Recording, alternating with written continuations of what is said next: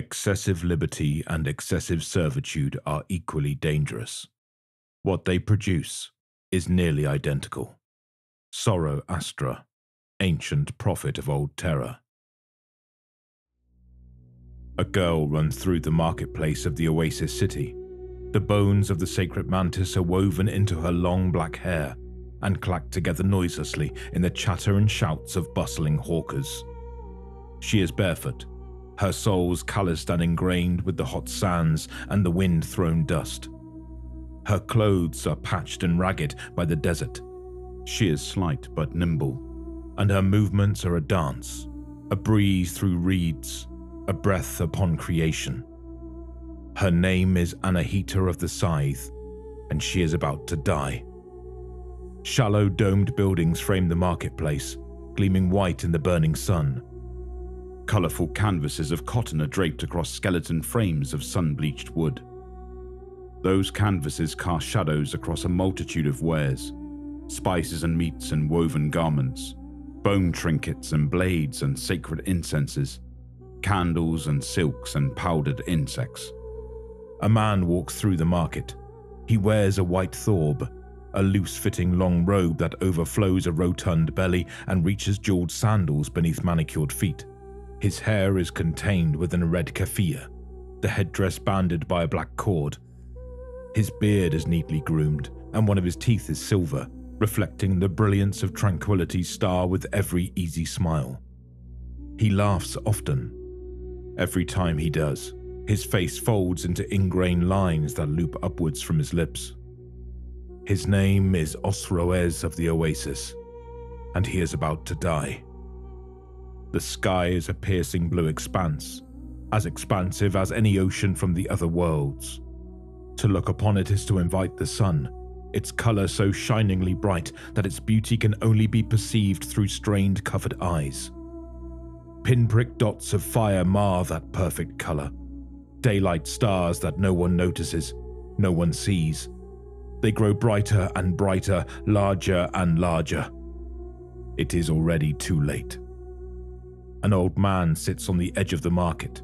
He taps his faded cane against the ground, causing motes of dust to dance and shiver in the sun. His thorb drowns him in soft cotton, its smooth texture at odds with the age-set wrinkles that make a moonscape of his features. He murmurs a sacred mantra. His voice is rich and musical, unblemished by the years that have made him old and tired and a burden to his tribe. His name is Ursham of the Dune, and he is about to die. The first drop pod slams into a stool, shattering vials of incense oils and crushing two men beneath its metal weight. It unpeels like a cracking eggshell, but contains only death, its mechanical shedding violent and unbeautiful. Giants clad in grey armour emerge and open fire with guns fashioned for transhuman hands. Mass reactive rounds find unarmoured flesh and make a defilement of bone and skin. The stale, breathless air is filled by the splinters of rounds and broken bodies. Another drop pod lands, and then another, and then another. Osroes of the Oasis falls to his knees and beseeches the Ahura Mazda of terror for deliverance from evil. His keffiyeh has been blown away by the backdraft wind of falling death, and his hair is already greased with the blood of his friends. He is beheaded by a chain axe that buries through his neck and deep into his chest, his body a red ruin as his killer retrieves his weapon with a splattering cascade. There is so much noise. Thousands are screaming, a wailing chorus to the percussion rhythm of exploding bolter rounds, a baritone roar of thirsting chain teeth. People are crushed to death in the chaos, stamped on by the terrified and the desperate, suffocated by collapsed lungs and crumpled throats.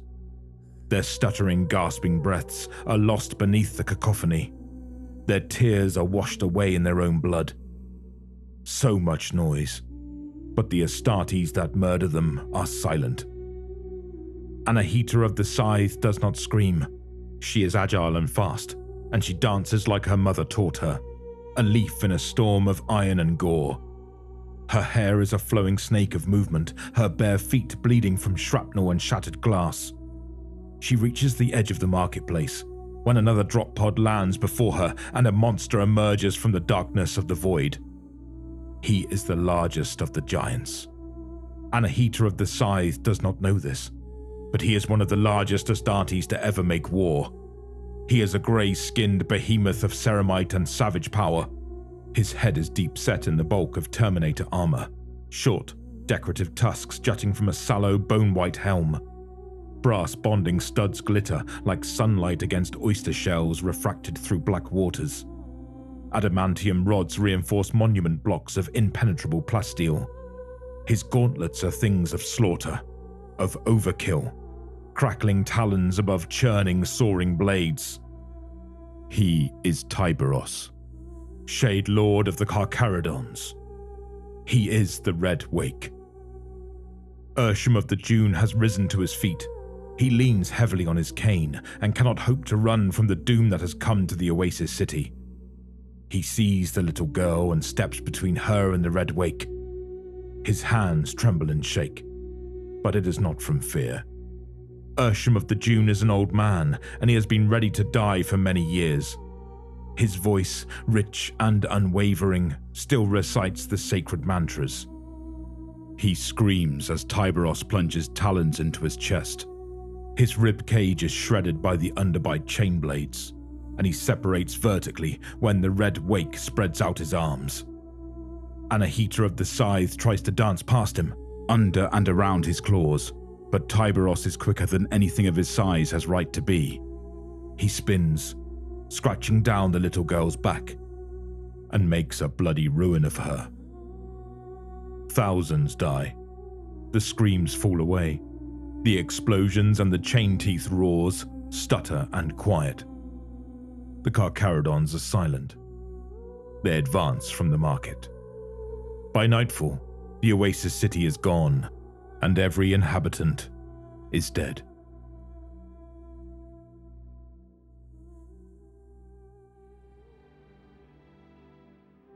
He stares into the flames.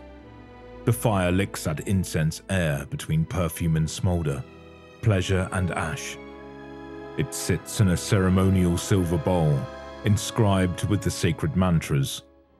Those words are written into a brass strip that marks the circumference of the bowl, held up by the pictorial forelegs of praying mantises. Scented oils burn slick over glowing coals, the fire producing a thick white smoke. It is one fire of many.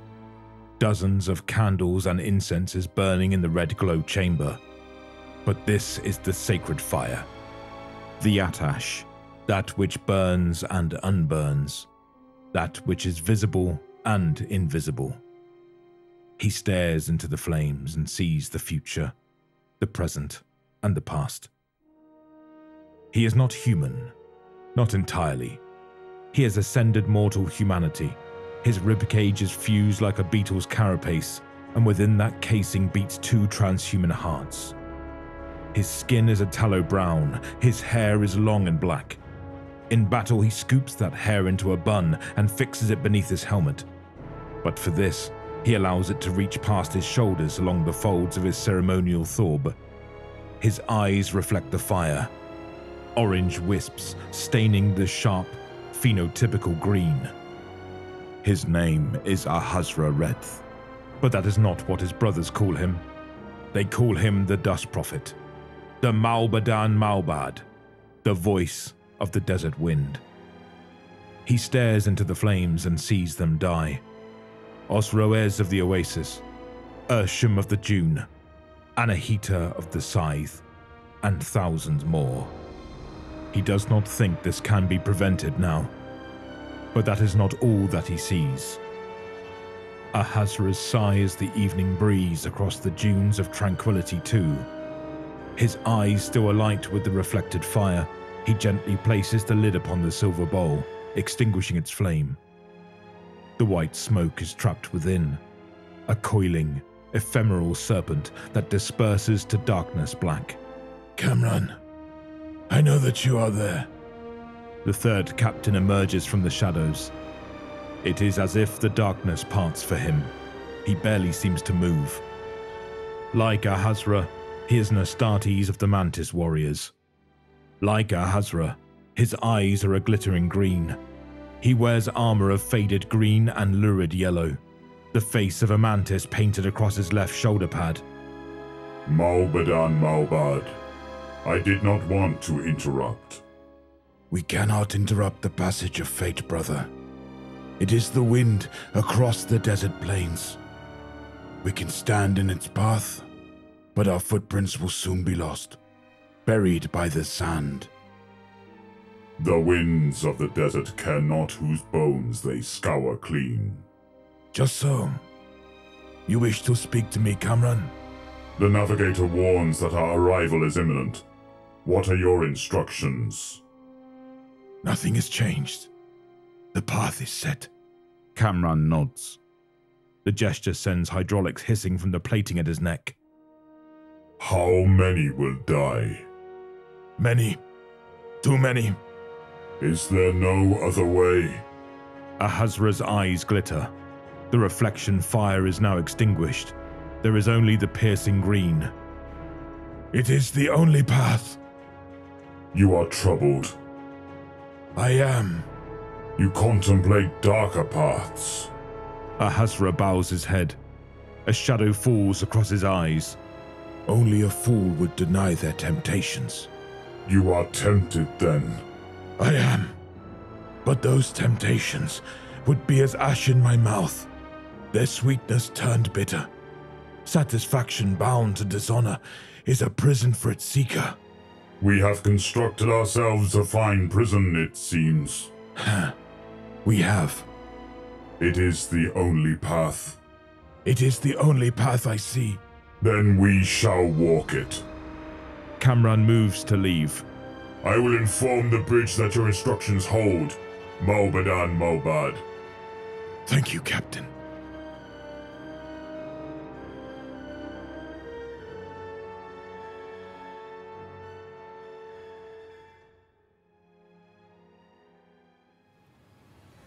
There is color in the void. Distant stars ripple pale light, impotent against the night of the warp. The brightest form the Endymion cluster, where 20 worlds cower silently from the storm. They are backdropped by a grotesque tear in the fabric of reality, where the maelstrom lurks and savors the deaths of 1 trillion souls. It is a spiral rainbow of impossible hues, an optical illusion of draining movement, even as time hangs still in the galactic core of the Ultima Segmentum. Its monstrous light bathes unknown worlds in the madness of the Empyrean, burning through the destinies of 100 collapsing empires and 1,000 more faltering revolutions. Against this canvas of insanity, the Materium is rent once more, opening to the silent scream of a full Astartes battle fleet. It begins with 2 Vanguard cruisers. They are the thrusting forelegs of the Mantis. A battle barge and 3 strike cruisers forms the insect's carapace. Behemoths, bristling with the chitin spines of macro cannon batteries, lances, and engorged launch bays. They are the armor to the Mantis's pregnant underbelly of 6 armed transports, followed in their wake by the bristles and many legs of over a dozen escorts. This is a power rarely seen in the galaxy, and it will not be enough. Antennae auspexes probe the dark waters of the Mandela Point, and there find lurking sharks. Each enemy vessel is an ancient predator, bearing countless scars in the form of refits and nomad modifications. Vicious harpoons form brutalist spines, the teeth of beasts that know only to seize and thrash. Macro cannons of a model not seen in millennia strain from their bearings, lances shivering as plasmic energy surges to the weapon systems. There are dozens of them. Numerous dozens. They descend on the fleet of the Mantis warriors, drawn to the scent of blood. Ursa's claws launch from pitted holes. The strike cruiser, Sand Venom, is harpooned in 6 places, bleeding energy and metal as it is pinned in agonized place. It shudders as each claw maglocks to its internal organs, straining as it is dragged deeper into shark-infested waters. Scores of murderous assault craft and boarding torpedoes launch towards its beached mass. The sand venom strikes and thrashes with stinging turrets, but it is already taking water, drowning beneath a rising tide of silent killers that will slaughter every living thing they find. It is not the first casualty of the battle. The first death belongs to the Cutting Laugh, a Gladius-class frigate containing 10 Mantises of the 8th Reserve Company. It is lost in a storm of macro cannon barrage, battered to and fro in killing waves. Its void shields gutter as it sheds its hull like a molting snake, and when it is struck by the lightning of a Titanforge lance, its subsystems overload with such force that the resultant explosion split the void ship in two. Conflict is joined. A Carcharodon warship shudders and breaks apart to a rapid flurry of plasma torpedoes. Another hunts too greedily and is obliterated by the macro cannon broadsides of the battle barge Endless, its remains sinking away into black smoke and oxygen-starved flame. Attack crafts trade murder in the hulked bones of broken behemoths, lighting up the black with turbo laser destructions and guided plasma warheads. Transhuman demigods die in their dozens. Mortal serfs die in their tens of thousands. The maelstrom churns. Explosive, laughing color flares in the void. The 6 transports sail beneath the cover of a dozen escorts, a water-skein film of defense beneath the shadow of the Endless. Even as the strike cruiser Praying Death is transfixed by harpoons and boarded along its flank, the Carcharodons strike where the meat is fattest. They pop the defensive bubble with the brute force of a direct assault, accepting losses from the Endless's broadsides to rip open the belly of the transport Aggression. Aggression's holds are exposed to the vacuum of space, Mantis warriors flowing out like sediment in ocean waves as the 4th Company is lost. The Endless takes vengeance, its broadsides blazing bright as it wades into the melee, but there is no real compensation to be won. 100 battle brothers are gone forever, their genetic potential confined to the brink.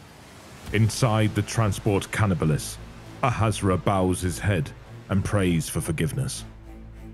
Ursa's claws probe the shields of the Endless, battered and bruised energy field struggling under a tempest of macro cannon fire. It is only a matter of time before it is harpooned and fixed, boarded and murdered.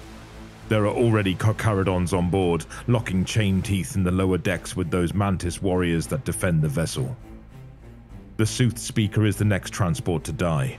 It is savaged by a gust of plasma torpedoes and macro cannon shells. A lucky strike, disabling its engines and causing it to list out of formation. Boarding torpedoes slam into its paralytic bulk. By now, most of the 6th Reserve Company is already dead. The Carcharodons will kill the rest. The Vanguard cruiser Calibra, its hull blazing with blue and white fire, rams into the flank of a Carcharodon strike cruiser. Rippling, concussive force forms explosions of crumpling metal and plasmic energy, detonating the Calibra's engines and transforming the ship into a lighthouse beacon of brilliant, burning light. The Carcharodon vessel is lost within the dazzling white, and 2 further escorts go with it before the flare turns black. A land strike decapitates the bridge of the transport Storm Dance, just as it is knocked off course by the force of a detonating frigate. Unable to correct its course, it careens into the skeleton of a Carcharodon ship.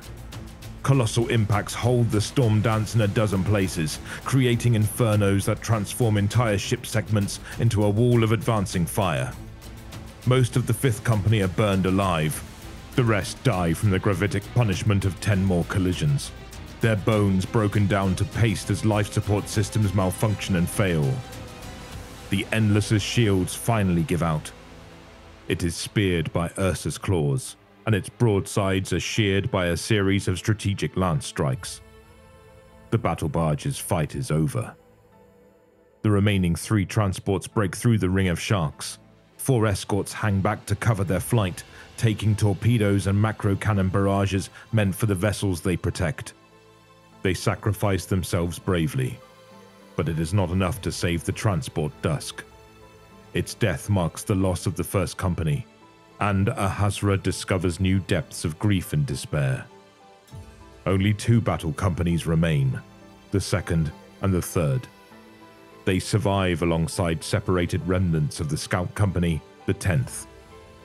In a matter of mere hours, the Mantis warriors have been brought to the edge of bleak extinction. Ahasra knows that more death is yet to come. Most of the Mantis fleet is scattered in pieces across the shallows of the Mandela. CARCHARODON reserve vessels will maul the remainder as they near the world of tranquility too. But most drop pods will launch. Most of Ahasra's remaining brothers will reach the sands. Ahasra's head remains bowed.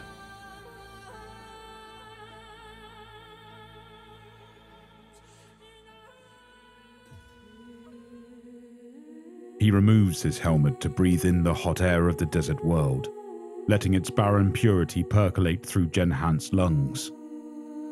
The sky rains fire, the remnants of void ships breaking up in orbit. Most pieces will land in the endless deserts. They will form massive craters, charred pockets of metal and rock in the horizon-stretching dunes. There will be footprints that even the desert wind will fail to brush away. But not all fragments will crash harmlessly in the sandy nothingness. A piece of adamantium plating half a kilometer across will impact in the midst of a nomadic camp, its force shattering the air with such might that every man, woman and child within the camp will permanently lose their hearing to the bursting of eardrums beyond natural repair. Some will be blinded as their eyes pop to catastrophic pressure. Some will suffer fatal aneurysms, never knowing what it was that killed them. Many will be crushed beneath the metal, or torn apart by burning, tank-sized shrapnel that shreds them into bloody pieces. Ahasra closes his eyes and wills himself to remember their faces. Malbadan Malbad, we must move. They will be coming. Yes, brother, they will. They are. The Dust Prophet points beyond the horizon, where a rocky outcrop of red brazed stone stands sigil over featureless sand. That is where we go. Kamran nods. That is where we go. The third company is mostly intact. Ahasra marches with 76 of his brothers, their armor an oasis of green against the arid yellow-brown of the desert. They travel on foot, but they are swift. They are Astartes, and they were born to the sands. Kamran keeps pace beside him. As captain, he is entitled to weapons of the reliquary, but he favors the bolt gun he wielded as a neophyte, its surface pitted with the abrasions of dust and bladed cuts. Ahasra can feel the weight of the weapon's history, a lifetime of murder and bloody devastation. This is the path you prophesied. It is. So much death. There is more to come. We are destroyed, Malbadan Malbad. Ahasra pauses. He wonders how best to respond. The Mantis warriors yet live.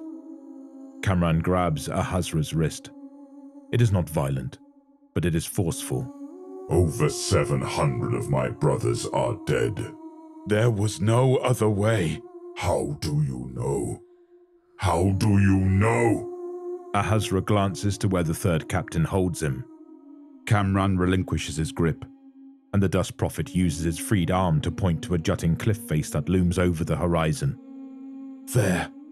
That is where we speak. As the third company settles into the crevices of the outcrop, the Prophet and the captain scale the rock.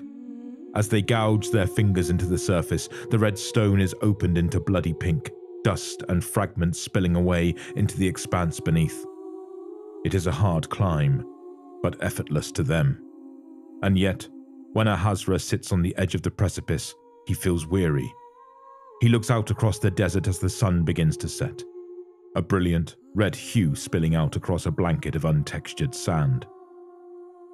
Captain, you asked how I know, but you know what my answer will be. Kamran paces behind him, blind to the natural beauty of their surroundings. You saw it in the Atash, in the sacred fire. I did. But you saw many things, many paths. Yes. Paths you were tempted by. We spoke of them together. You named them a prison, but what captivity could match this horror? Ahasra smiles gently, but Kamran does not see it. Brother, you do not realize the importance of what we do, what we are fighting for. We fight to defend the mortals. For honor. Yes, but there are expanses beyond the horizons of today. Devotion, like fire, goes upward. Malbadan Malbad, Ahazra, my brother, my friend, what is that you see? I see a dozen paths, and most lead us into horror. I see an eternity of darkness surrounded by the echo of maniacal laughter, a millennia of hate and cruelty that hollows out our souls into hungry ghosts. I see a last stand made too readily, where you carry the banner of the Mantis on a blood-stained dune, surrounded by your broken brothers and the silent shoals of feeding sharks. I see every one of my brothers drive a knife into their throats to spill their blood to the dry sand and the thirsting laughter of the desert divas. I see 100 centuries of despair and hiding, where we deface the colors of our chapter and dissolve our brotherhood forever. I see myself binding my brothers to the Angra Mainyu and selling our minds for the empty promise of senseless power. I see the Mantis warriors destroyed and unremembered, our banners fed to fires, and our histories devoured by spiteful time.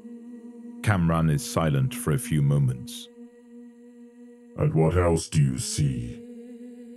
I see the path we walk, Captain. Kamran, my brother, my friend.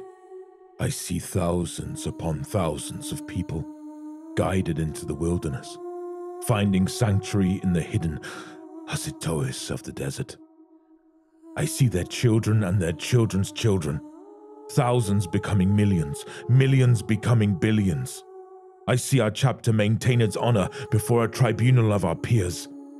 I see a century of pain and loss and maddening regret. I see a light. I see redemption. I see the future held aloft by a bearer of the torch. I see a future. Kamran sits beside Ahazra. He looks out across the desert, savoring the sight before it is eclipsed by shadowed night. I wish I had the chance to see that future. I wish that as well. Huh. It is here, then. For both of us, brother. We had best get to it, then. Kamran goes to descend the outcrop, but he pauses. Ahazra hears the wry smile in his friend's voice. Tell me at least that Huron gets what he deserves. He does. A darkness of pain and madness and hatred. He is wreathed in prisons, each overlapping the other. He is trapped in a hell of his own design. We were fools to follow him. We had sworn to do so. We should be careful of such oaths in the future. Ahazra chuckles his agreement.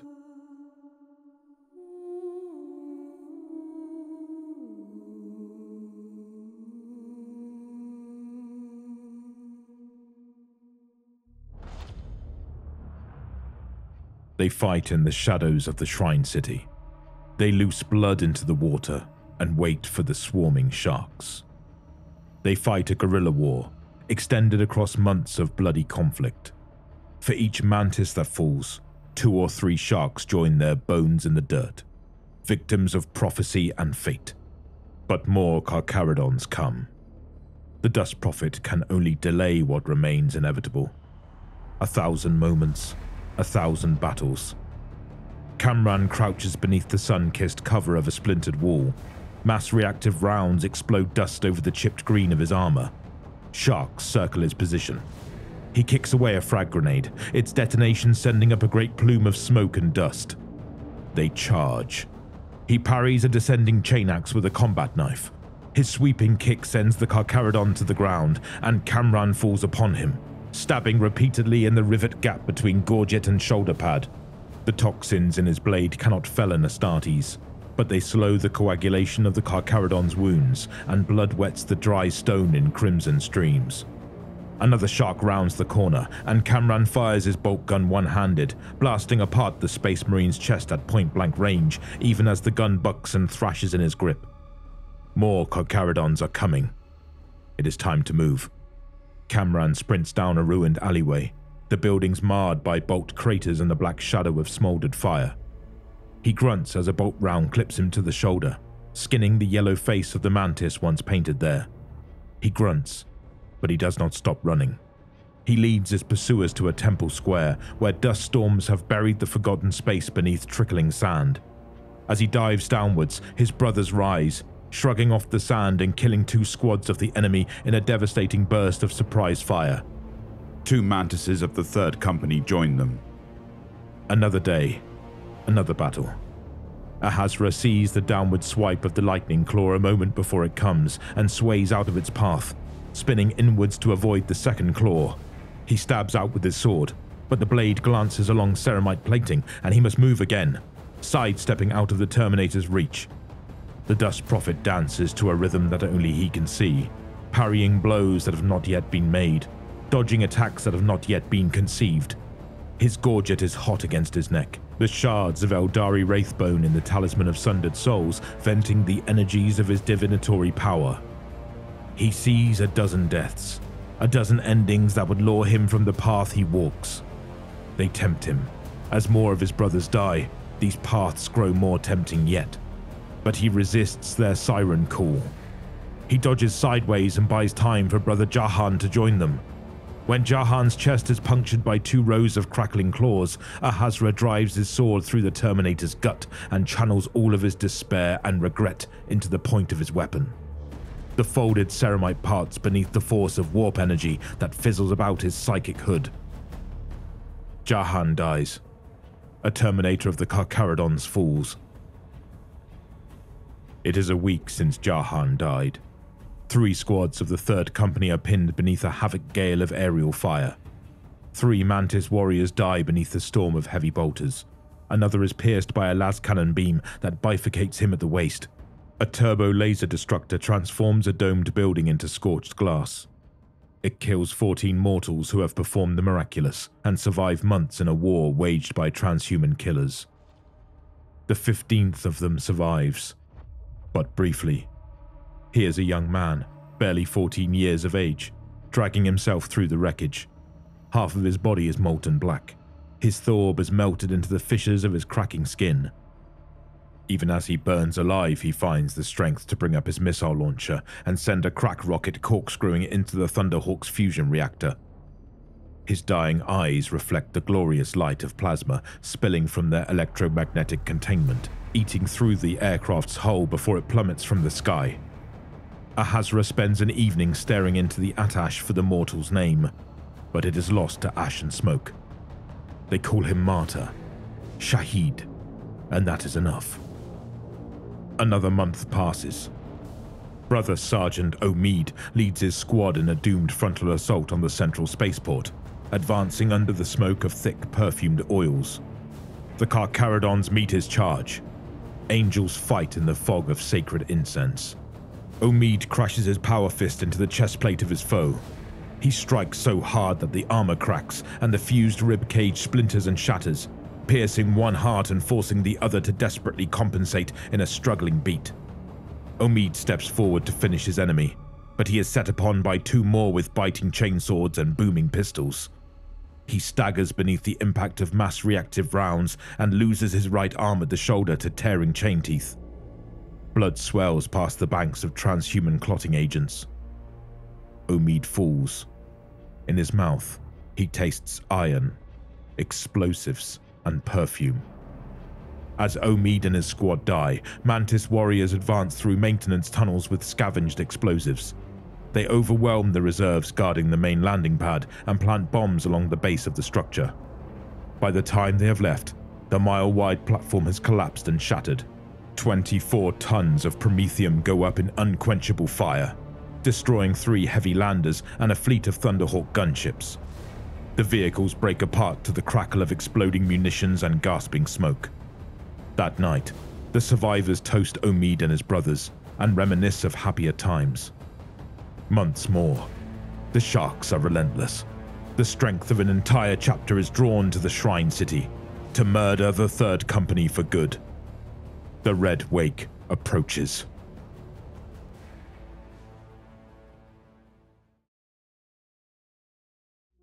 They sit on hand-woven prayer mats in the remnants of a hollowed-out temple to the Ahura Mazda of Terror. Each rug is a mortal's work of art, forming intricate patterns of complexity and delicateness that cause Ahasua's twin hearts to ache in appreciation. So much beauty has been lost. The few mats that remain are licked by flame and soot. 37 brothers remain. They are all together now. Ahasra has told them that Tyberos is here. He has told them that there remains only one more tomorrow. Kamran still lives. He directs his words to Ahasra, but the prophet knows that his words are meant for everyone to hear. We can take pride in this campaign. We made them pay a heavy price. Ahasra nods. He finds it difficult to speak, but Kamran speaks for him. This path has not been easy.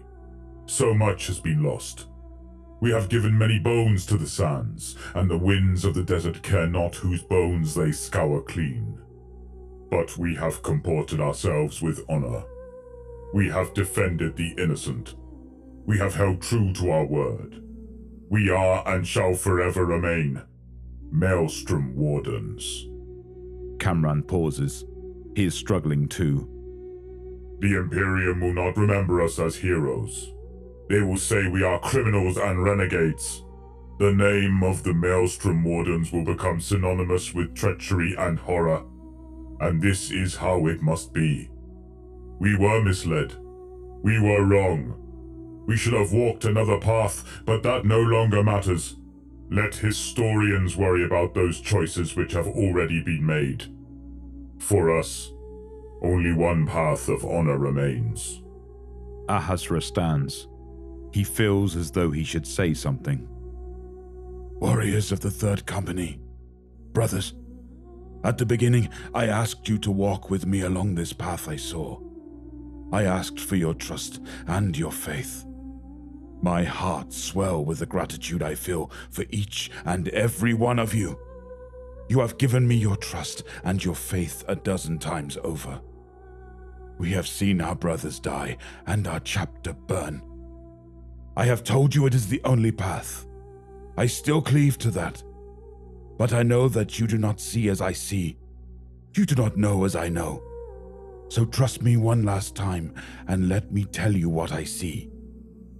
I see the Second Company leading an entire population into the safety of the desert. I see the 10th Company harassing and distracting our honorless enemy, bleeding guns dry that would be used on civilian bodies. I see this world's survival because of our actions. I see our survival through the deeds of our brothers, not as traitors or renegades or ghouls among the Maelstrom stars. I see the chapter walk the Mazda path that leads to the House of Songs. I see honor. I see glory. I see redemption. So let that be our battle cry when the day dawns tomorrow and our journeys meet their end. For the Emperor. For redemption. For the Mantis warriors. 37 Astartes slam their fists against their chests and repeat his words. For the Emperor. For redemption. For the Mantis warriors. There is only one thing left to do. They ascend to the peak of Tranquil Hill, nestled in the heart of the Shrine City's ravaged temple district. They find that the great silver basin is still intact and pour the last of their sacred oils into its cup, adding promethium fuel and anything else that will burn. They light the sacred Atash and murmur blessed mantras to honor their emperor, the Ahura Mazda of Terror.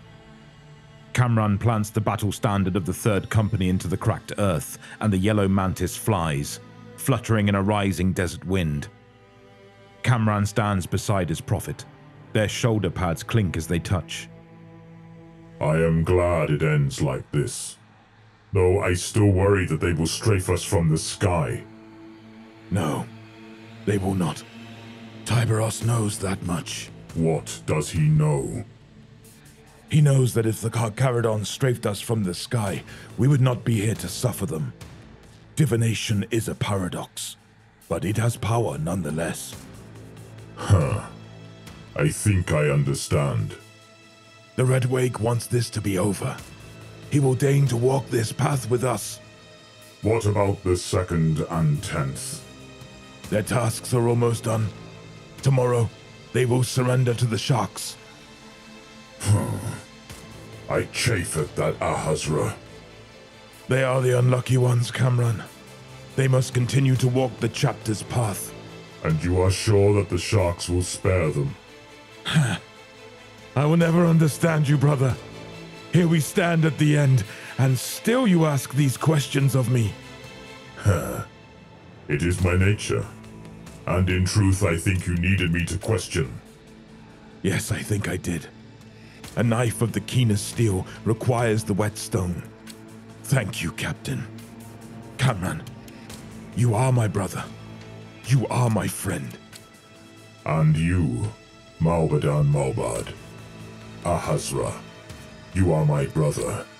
You are my friend. Ahazra glances up as pinprick dots of fire mar the perfect blue sky, daylight stars that grow brighter and brighter as they descend from heaven to earth. Cameron follows his gaze and shouts commands. The remainder of the 3rd Company readies their weapons. The Atash burns brighter still, a brilliant white contained within riotous yellow. Ahazra draws his sword. He touches the gorget at his neck, where alien bones whisper the secret mantras of the House of Song. He is almost spent, but he will have enough for what is left. The drop pods slam into the hill, blasting open to the boom of bolters and roaring chains. Sharks charge through the dust of 24 impacts. A short exchange of mass reactive fire precedes the close-quarters slaughter of transhuman Malay. The CARCHARODONS are silent, but their weapons speak for them. Ceramite bodies slam together with the force to shatter walls, blades crashing with sparks as pistols bark murder and hate. Rippling claws carve through green as poison blades probe and stab at rivets and edges of grey. Sharks and mantises kill each other, and the Atash burns brighter and brighter. Ahazra steps back 2 paces, and the Red Wake's drop pod hits the dust before him. The Shade Lord of the CARCHARODONS chapter is a giant among giants. He is a grey leviathan with the claws of an ebon geist and the face of a tusked boar. His weapons are hunger and slake, 2 lightning claws with underslung twin chain blades that snarl and thirst in the wake of silent footfalls. A chain forms a belt around his waist, where hangs a single yellow skull. Ahazra wonders who that skull might have belonged to. And then Tyberos attacks without a single word. The Red Wake is fast, far faster than should be capable in his tactical dreadnought armor. His attack is a relentless assault of cleaving blades and roaring teeth, forming a storm of blows that no mortal could hope to parry or evade. But Ahazra, dust prophet of the Mantis warriors and the voice of the desert wind, is no mere mortal. His gorget burns bright as his mind flows along the tides of fate. His eyes soft and unfocused as he surrenders himself to the dance he has seen within the sacred fire. He parries with fluid movements that redirect the strength of Tyberos's blows. He ignores a frenzy of fainting strikes and dodges the horizontal swipe that would disembowel him. He gives ground, only to dart forwards again, his feet kicking up dust and sand. His swordsmanship is impeccable. His grace is absolute. This will end in his defeat, but he walks his path. Cameron is never far away. The captain ducks beneath the punching claws of an assault terminator, slicing his combat blade in a mocking scrape across the CARCHARODON's armored stomach. He shoulders the shark to the chest, trying to knock him prone, but the terminator is too strong, too heavy, and doesn't budge. The CARCHARODON directs his lightning claws inward. Cameron spins away, but he hisses as his armor is rent and torn by glancing tears along his sides. He desperately parries another swipe with his bolt gun, and the weapon he carried as a neophyte is separated into pieces, claws raking through his arm and slicing that into pieces too. Cameron screams out in pain and stumbles into the path of the Red Wake. Tyberos rips him to shreds. It is as if the 3rd captain is made of tissue paper. Ahazra cries out. He knows that this was coming, and yet he is still not prepared.